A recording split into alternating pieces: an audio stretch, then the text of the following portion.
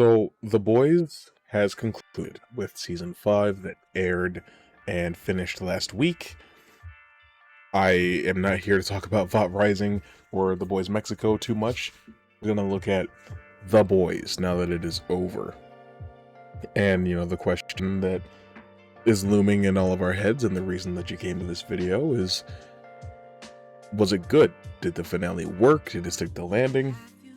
Did the show end on a high note that is, worthy of the show that precedes it? And that's what we're going to talk about here, because I think that's a very complicated thing to discuss, really, because a lot of people have said over the years that The Boys season 1 was pretty much the only good season start to finish that the show ever had. I don't think that that's fair to say, but having just rewatched the entire show not too long ago with my girlfriend, I would say that yes, season 1 is still the strongest season of the entire show. I think that it's the best paced. I think that Homelander is at his best. I think that the team is at their best, being the boys. I think that the stakes are at their best. There's so much good slow burn, and Homelander as a character is so unpredictable and so fascinating, so captivating to watch. And as the show goes on, you have to start making concession for stupid things to happen. Now, I'm not here to do a season-by-season review. I just haven't really reviewed the show since season 2 ended.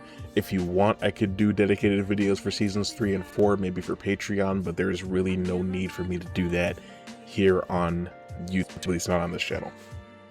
But I would say that season 3 was a huge step up from season 2 in a lot of ways, and then season 4 really dragged its heels for me. I thought that season 4 moved at a glacial pace and introduced characters that I didn't really care for. I don't like Firecracker or Sister Sage, and I'll talk a little bit more about that when I start talking about season 5 properly. But I really feel as though the events of seasons 4 and 5 could have fit into one season. That's how I feel about the pacing of those 16 episodes. I legitimately think that if you remove 1/5 of the show, it becomes better.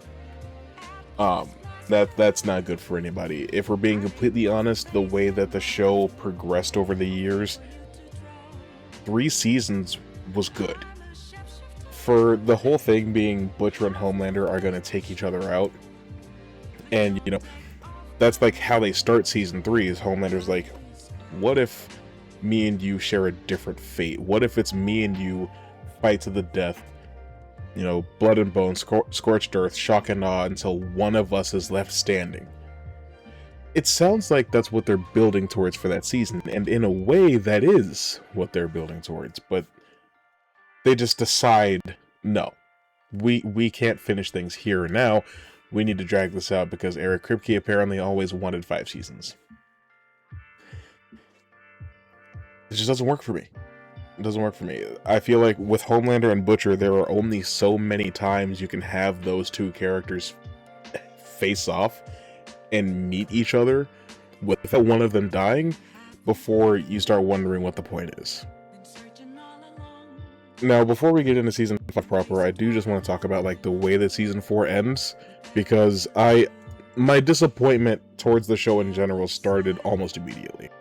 In season 4, Butcher is dying of, brain tumors from the Temp V that he took in season 3, and it manifests, or at least his eviler intentions manifest as the Kessler character. He realizes it's a hallucination, but he eventually, because he realizes that Ryan is basically a lost cause, he gives himself over to that side of himself. He pretty much goes full evil. He kills Newman. Excuse me. He kills Newman. He takes the soup virus that they were working on, and he just leaves. And he looks in the mirror, and you see Kessler. It's basically like, okay, Butcher has forsaken his humanity because for him, it's full steam ahead. I'm going after Homelander. I'm taking down Vought. I'm taking down the soups. Come hell or high water, nothing is going to stop me. And Homelander basically becomes the president and is like, you know, I am the top soup authority. I'm going to persecute Starlighters and all this good stuff. But then at the very beginning of season 5, yes, we see the Starlighters being thrown into camps and stuff like that, but then they're out at the end of the first episode, and we don't see any of that ever again. Butcher is more or less the same here as he's ever been. There's friction between him and the rest of the boys like there has been since season 1. They're keeping secrets, they don't trust each other fully. Butcher's crazy, he's too far gone, his humanity is gone, but he's not really acting any differently than he was before. Homelander is also not really acting any differently than he was before. I think that there's a huge problem in that the show pretty much just takes place at Vought Tower and then wherever the boys are. You don't see enough scope, you don't see enough scale, especially because the marketing for this season is like, oh, all the suits are flying above the White House and Butcher's walking up with his crowbar, or Butcher is standing in front of the burning remains of Vought Tower, or Homelander is watching the Earth burn from space. It leads you to believe that the stakes and that the scales will be higher than they actually are, and it's basically setting the audience up to feel disappointed. I also want to say I felt like there were simply too many moving pieces this season. I think that when you have... This is your final season, because first of all, I think we need to abolish 8-episode seasons, but in the case of the boys, 8 episodes does feel like too much still. We're introducing characters like O-Father, who, despite how much I love W. Diggs, I don't think he really contributes much to the show. The way that he's introduced makes you feel like he's feeding these delusions to Homelander. He's making Homelander think that he's supposed to be some sort of god. Because it seems, when he's preaching at Atreus' funeral, it seems that he has the ability to compel you or to influence your mind with his preaching. But it seems like he just screams really hard. I guess that's his power. I don't know. It's really misleading.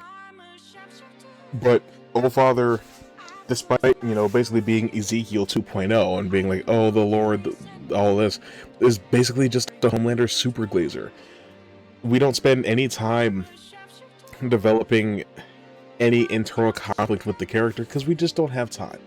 We don't have time for him to have anything more as far as character traits go than just Homelander, Dick Ryder, and freaking the sheets. Like every soup in the world is. So if you don't have enough time or enough space to make this character a real character, you don't need him in the show. And I legitimately feel like if you remove O-Father from the show, nothing changes. Nothing significant really changes. And I do want to talk about that episode, the one-shots episode, where we see like basically the same set of events from every character's perspective. Because this is where I think Eric Kripke gets in his own way. I already didn't see the point in bringing back Soldier Boy. It's like he shows up, they hit him with the virus, he survives, you find out that it's because he has V1 in his blood and not traditional compound V. It's different, so the virus can't latch onto it efficiently or effectively, and it won't kill him. But it will still put him down for a couple hours, long enough for paramedics to arrive and get him into a body bag. Let's keep that in mind. But that revelation happens in like episode 3 of the season, and so the next basically 3 episodes are about Homelander trying to find V1. And so that one-shots bit, like, as much as, you know, it's an interesting idea, you can't waste time halfway through your final season having the second Black Noir talking about getting his big Broadway break. You know, like, it's not good enough. It's not good enough. You're wasting time. So much of the season legitimately felt like wasting time. The Fort Harmony bit, all of that felt like it could have been 10 minutes long. It's like, oh, the characters are getting angry because of Quinn's powers, and like they're arguing and they're saying stuff that they've been holding in all the time. But the fact of the matter is, the arguments that those characters were having, they've been having with each other since season 1. The only difference is they were trying to kill each other this time. But even then, there's been a little bit of that too. So that doesn't move me. Like I was saying about the One Shots episode, they just wanted to have Jared Padalecki and Misha Collins on screen with Jensen Ackles. That's it. And it's like half of the episode. It's like, well, wouldn't it be cool if we had all these like celebrities in it and stuff, and like they existed in universe, and then they all died. And for some reason, Mr. Marathon has the same sound effects when he runs his train, but you know, A-Train has a train sound because he's A-Train. Mr. Marathon's costume is also super similar to A-Train's, but it was orange.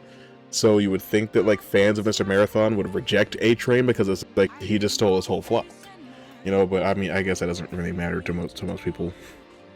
Malchemical does nothing and then gets killed for it, and it's interesting because like that whole thing is meant to set up maybe Soldier Boy is coming around to starting to care about Homelander as a son. But that never really happens.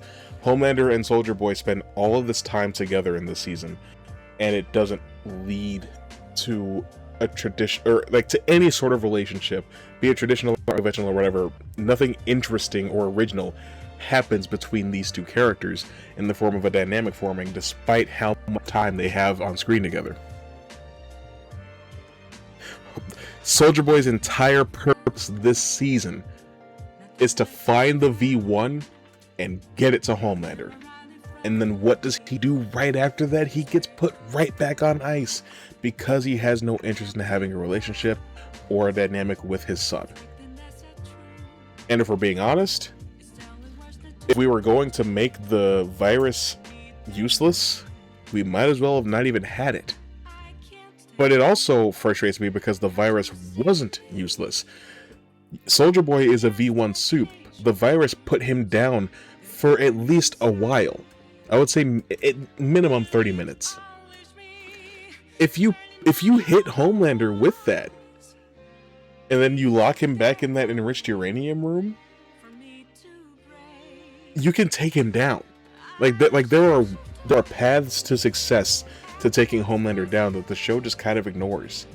And it's like you spend the last season and a half basically focused on this virus, and then Homelander shoots up V1, and it's like, well, they don't even talk about it anymore until the very end of the show. On the topic of Soldier Boy, since I've been talking about him quite a bit, his motivations being tied to how much he loved Clara and how what he did is what she would have wanted, that really doesn't work for me. And it's not even just because like season 3 makes it explicitly clear that Soldier Boy had a tremendous amount of love for Crimson Countess and was heartbroken to find out that she did not feel the same way. How he waited day in, day out while he was being subjugated by the Russians for her to come and save him because he thought she cared as much as he cared for her. If you want to say that because Soldier Boy lived so long he had multiple loves, sure, he loved Clara, then he loved Crimson Countess. Sure. But the only mention he ever makes of Clara, aka Stormfront, aka Liberty, aka Mrs. Vought, is that she was a firecracker and that they started Herogasm together. And it's like, well, Soldier Boy probably wouldn't, spill his guts to some guys he doesn't know very well. But the thing is, yeah, he would.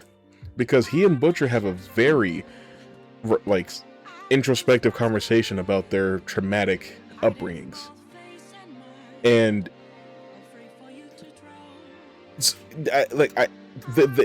Soldier Boy is vulnerable on the inside. His whole Macho Man act is a facade. He's a performance. So I think that if he, really cared for her, at a certain point he would have maybe mentioned something about that. But he didn't. And so there is nothing that happens within the confines of The Boys that makes me feel like he cares so much for her that he would give the key to immortality to the person he hates the most. In order to get that context, I have to watch a different show that's not even out yet. I don't like that. Speaking of different shows, let's also talk about Gen V. I didn't watch it. I have watched zero Gen V. I couldn't be convinced, couldn't be bothered. I never cared. Sure, it sucks it got canceled, I guess, but I never cared to watch Gen V. But I did hear that people were interested in Gen V characters showing up, because some of them do at the very end of The Boys Season 4, so there's like precedent that more of them will show up and have a bigger role to play. Especially because from what I hear, a lot of The Boys characters show up on Gen V. I think that as a writer, it's an unwinnable situation, because it would really suck to have a character like Marie show up from a spin-off that not everybody watched. We have to consider that spin-offs are very rarely as popular as or more popular than the show that they're spun off from. I mean, the only one I can think of is like Frasier, and then like Better Call Saul, and like The Simpsons. Very few and far between. I can name a lot more failed spin-offs.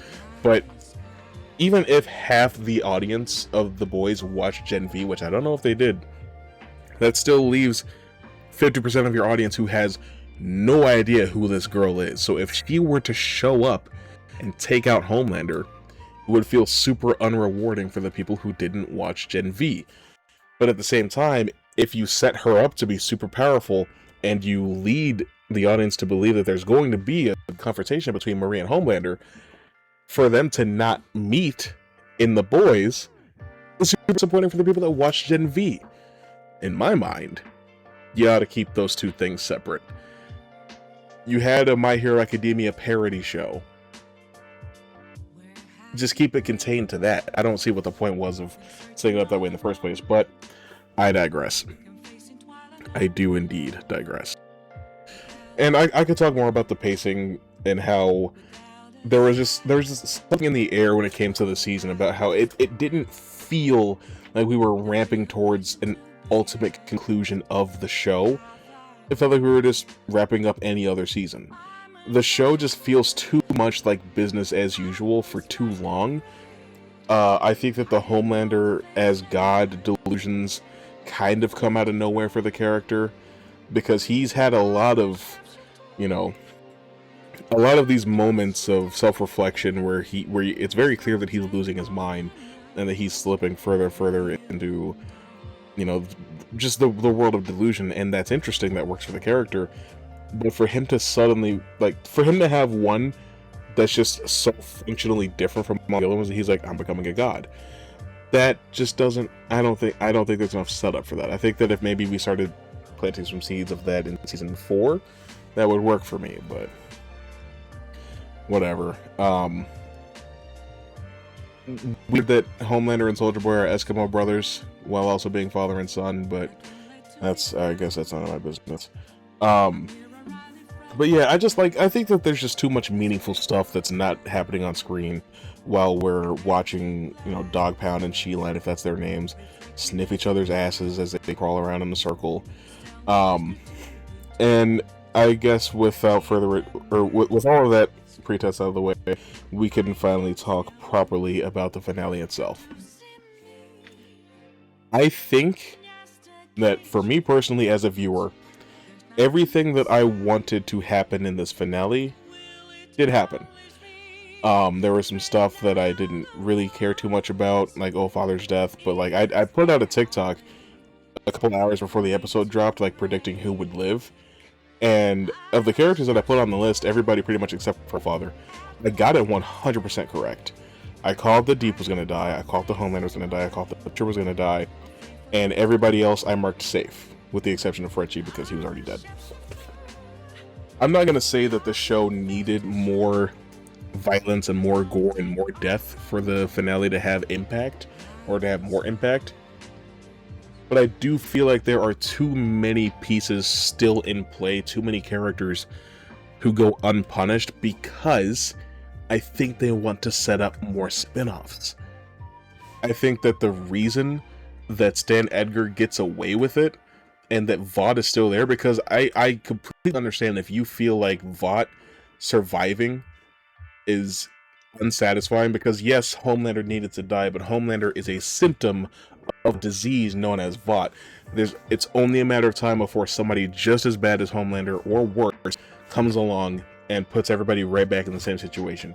I get that. Butcher was right when he said that.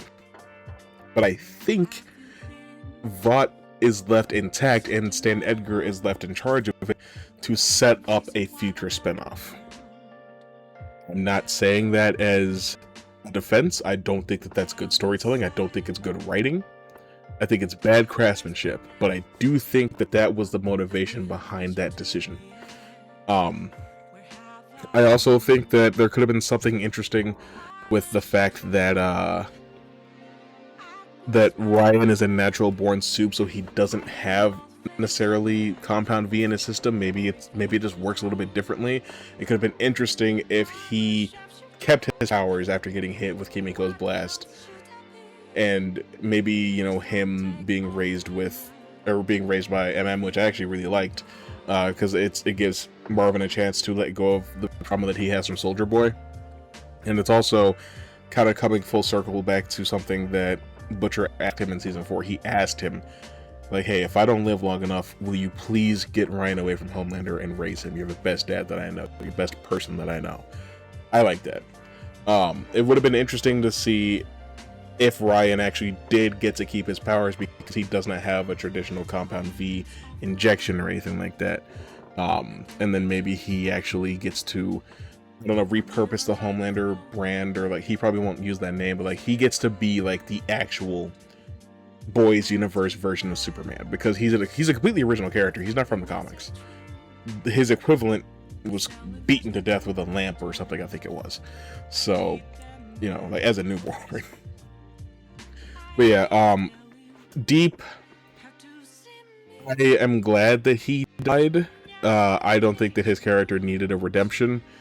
I think that the mechanism behind his death is a little silly. Also, just like the fact that he legitimately didn't do what he was being accused of by the fish. Like, I know that he mentions that they don't love pipelines in the first place, so maybe they're just mad at him for allowing the pipeline to be built, but he's not the one who destroyed it. I also want to point out, I don't like Black Noir's death. I also don't like wasting time on the Deep and Black Noir podcast. There's so much time being wasted. But anyway, focusing back on the finale. I think that the idea, for me at least, of Kimiko getting Soldier Boy's chest cannon makes sense functionally, because it's like, well, he didn't come out of the box with that power, it was given to him. But I think it could have been interesting if there was some sort of like, if there's a distinction between V1 and Compound V in how the soup virus works, maybe there could be a distinction between Compound V and V1 when it comes to blasting a soup with radiation to try to give them an anti-V laser cannon. It's just, it feels like a decision made very late in the concept phase of the season, because it's only brought up in the second to last episode of the entire show. It feels like a band-aid over the gaping wound of Soldier Boy. There is legitimately no reason for Soldier Boy as a character to have done what he did, to have given Homelander the V1. Even if he had given Homelander the V1, if he had had a moment of remorse or something like that afterwards, and just left and been like, you know what, Butcher? I don't like you any more than I like Homelander, but he's fucking crazy, and I made a mistake, and he needs to go down. Soldier Boy should have been the one to hit him with the blast. Why are we giving it to a new character to do it? That's so random. It's so random. It's such poor writing, in my opinion. I also hate Butcher's power. I don't like Butcher with the tentacles at all. I think that the powers that he got from the Temp V are far more interesting because of how they mimic Homelander, because he and Homelander are so functionally similar. They have, you know, an equally distributed amount of hatred and venom and wickedness in their souls, and it's what makes them such an interesting dynamic, and what makes them soulmates in a way. As much as they hate each other, they kind of love each other, right? And I don't know if it's like a budget thing that they went with such a weird power for Butcher. I get that it's like, oh, the tentacles come from the tumors that he had, and like by embracing it, it mixed with the V that he took and whatever. I just think that that's really lame. I think that it would have just been better if the two of them had similar power sets. And if you maybe save that reveal for later into the final season, because if Homelander and Butcher have the same power set, what's to stop them from just tearing each other's heads off right away? You push that off a little bit longer, you find a way to delay that reveal. But that's neither here nor there.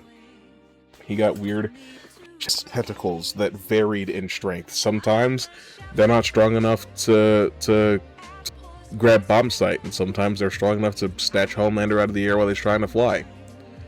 I don't know. I feel like the mechanics of the final fight between Butcher and Kimiko and Ryan versus Homelander just left me wanting more. That whole scorched earth thing, and they barely could scorch the Oval Office. It just, I don't know. It leaves me wanting more. I think it happens really early into the episode. I think that, if we're being completely honest, the finale could have been a bit longer. It could have been an extra 20, maybe 30 minutes longer. Because as far as plans that these characters have come up with to go into and get out of a place, this is like the only one that's ever worked exactly how they wanted it to. They couldn't even get onto, like, you know, the Vought Studios lot and get out the way that they wanted to in episode 7. But then in episode 8, they get into the White House and all the way to the Oval Office. Very minimal, you know, delay or obstruction. Because Marvin used to be on the president's security detail, so he has blueprints of the White House and code and everything. But I would think that they would change those codes when there's a new president. I don't know. Maybe I just don't know what I'm talking about. But if we're going to talk about Homelander's actual ending, I have seen a lot of people complaining about how he lost all of his aura and how he shouldn't have become so pathetic. But the thing is that Homelander was always pathetic. I mean, he was beefing with a baby in season 1 because he wanted attention. He was drinking leftover breast milk of a woman that he killed because she lied to him and made him upset. Hurt his fifis, so he murdered her. Yep, he murdered her. And at the end of season 2, after being basically... Oh, that's another thing I wanted to mention. At the end of season 2, they introduced the Flight 37 video, and that's a plot device that looms over pretty much the rest of the show. And in season 3, Homelander says, you know what? Go ahead and release it. Let's light this candle. I want to see if you have what it takes to do this, because here's what's going to happen. I'll take out the nerve centers, the White House, the Pentagon. I will destroy New York City. And then at the very beginning of season 5, they release the footage. And nothing happens. He looks like he's about to laser the crowd, but he doesn't. And they kick that can down the road narratively for so long that in real life, generative AI and deepfakes have become enough of a publicly talked about issue that that's what they use to hand wave away the Flight 37 video. They introduced a plot point and waited so long to resolve it that the real world gave them a get out of jail free card. That's great. Every season, he fantasizes about or pictures himself going on a full-blown murder spree, just losing his shit and having the world's biggest crash out and killing hundreds, if not thousands, if not millions of people. And we never see that. Homelander, across the entire show, never directly kills more than like 10 people at a time. The CIA group that came to pick up Ryan at the end of season 2, that's the most people Homelander ever kills with his 2 hands at one time. And if we're being completely honest, I feel as though his kill count across the following 3 seasons is pretty similar to that group of people in that one room across the following 24 episodes. Why set it up as though Homelander's going to lose his mind and just go ape shit, and countless humans are going to pay the price for it if you have no intention of delivering anything like that? But Homelander was always pathetic. Soldier Boy said to his face, "You're just the softest, wettest boy. You're nothing at all." Even A-Train, right before he died, laughed in Homelander's face and said, "If you take away these powers, what are you? You're pathetic, you're weak, you're just a sniveling baby." And so for Homelander, seeing his demeanor, his body language, just the look in his eyes and his voice, all of that changing when he realized that he lost everything, is so good. It's so satisfying. I love the idea that Homelander was so interested in that scorched earth, blood and bone, shock and awe concept when he had the advantage. When he had the upper hand and he was pretty sure he was going to win, he loved how that sounded. But when the playing field was leveled, the first time, what did he do? He ran away. The second time, what did he do? He begged for mercy. I love that. Especially because this whole season has been about Homelander trying to become immortal because he believes that he is not just a god, but that he believes he is God, right? And so the question becomes, how far would a god go in the way of debasing himself just for the sake of living a little longer, you know?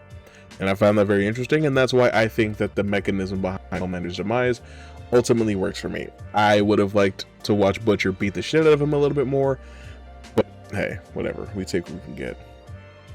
Now that we've talked about Homelander's demise, somebody else dies right after that. Butcher. I pretty much knew from the beginning that the show would end with Huey killing Butcher, just because that is how it happens in the comics. I didn't think that, you know, every big thing from the comics was going to make it in, but I think that, like, that is such an important moment for both of those characters that it had to make it in.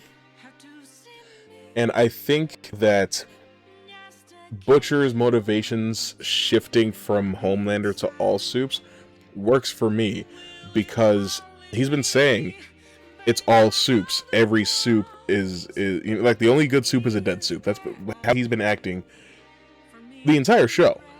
You know, the only reason that he made exception for Ryan is because of the promise that he made to Becca before she died. But there was always going to be that getting in the way of them having a proper relationship. In fact, the only time he offers to have a proper relationship with Ryan is when he's no longer a soup. That's how deep it runs for him. He never really accepted Starlight or Kimiko as members of the team because he didn't trust them, because at their core they are still soups. He even became a soup.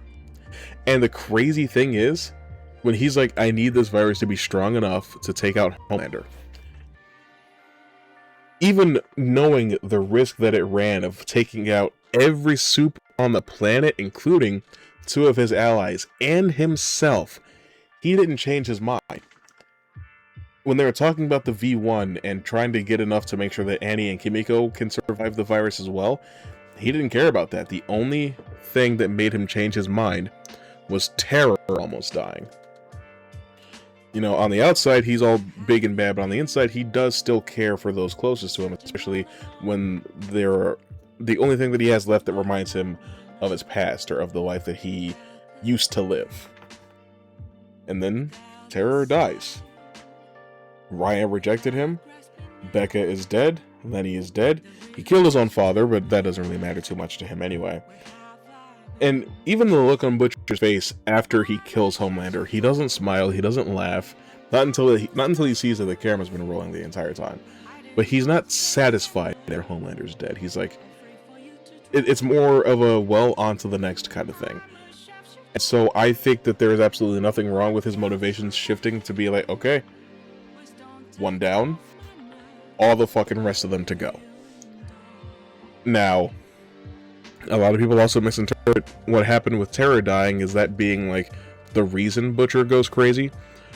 Butcher was still crazy the whole time, and he was definitely still sitting on the idea of using that virus the entire time, but he wanted to let it go. He wanted to put everything that happened behind him and go and have a life, but he couldn't. He didn't know how, and he gave up the chance to do so years ago. For him, it's just the mission, and the mission's not done yet. I gotta keep moving forward until we get this done. It's how he was with Homelander for 40 episodes, and now that Homelander is dead, it's just the next task. I like that. I really do. I just wish that there had been a little bit more time given to like Huey's realization and him coming to terms with the fact that he might have to go kill Butcher to save the woman that he loves. And I don't know, I really like Huey being the one to put Butcher out of his misery, because that's what it really is. It's putting down a sick dog. Butcher is basically kept alive on sheer, regret and anger and hatred. He was really living anyway. It could hardly be considered a life. That's why, and I really do think that if Butcher wanted anything other than his own death, he would have taken the gun and killed Huey with it. But he didn't do that. He just hit Huey a few times. And to be fair, Huey took those hits a bit better than Homelander did. But, he was probably hitting Homelander a lot harder than he was hitting Huey. But still, he just hit Huey a few times. He didn't go for a kill or anything like that. He hesitated and allowed Huey to take him out. And in those final moments, he told Huey pretty much exactly what he thought he would need to hear in order to be okay with what he had done and to be able to live with the choice that he had made. Because the last thing that he wanted was for Huey to go around feeling the way that Butcher felt or living the way that Butcher lived. And so I think that between the two of them, it's as good of an ending as you can get. I think that in a vacuum, the finale episode is good. It's better than a lot of other finales that I've seen, especially Stranger Things. But it's just in service of a poor season. A really poor season in a show that is mediocre to bad far more often than it is ever good to great. If I were to rate the finale episode on a scale of 1 to 10, I'd give it an 8. To be honest, season 5 would get a 5, and the show as a whole would get maybe a 6.5. Season 1 I would give a 9, to be honest, but season 2 and season 4, in my opinion, are both so poor that it just drags it all down for me. But for me, that's The Boys season 5, and especially the finale. What did you guys think? Did you enjoy the finale? Did you enjoy the season as a whole? What character did you enjoy the most? And what are you looking forward to the most out of the upcoming spin-off shows? The Boys Mexico and Vought Rising, whatever it is, whatever you think, comment below and educate me. I can also get videos out for you regarding Daredevil Born Again Season 2, Punisher One Last Kill, and Devil May Cry Season 2. I just haven't, because I've been kind of looking at content creation a little differently than I had been before. And I'm probably going to do another video to talk more about that and what I want to do with this channel and the second channel, but that's not what this is for. If you're still here, tell me your favorite color, and tell me your favorite Marvel superhero and your favorite DC superhero. I want to see all of that in the comments. But that's all I got for you right now. I will see you later.